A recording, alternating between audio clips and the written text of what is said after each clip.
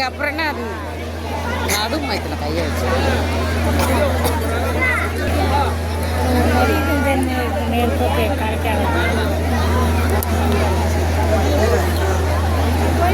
கடலூர் ரோட்டி சுற்றுக்குளம்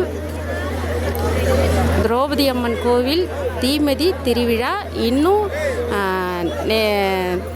இன்னும் தீமிதி இன்னும் கலைக்கலை. இன்னும் சாமி வந்த பிறகு தான் இனிமேல் தீ கலைச்சி அதுக்கப்புறம் தான் நெருப்பு மிதிப்பாங்க. சரி, நம்ம இந்த வீடியோ தொடர்ந்து பாருங்கள், யாரும் மிஸ் பண்ணிடாதீங்க. நாங்கள் அடுத்த வீடியோ நாங்கள் போடுறோம்.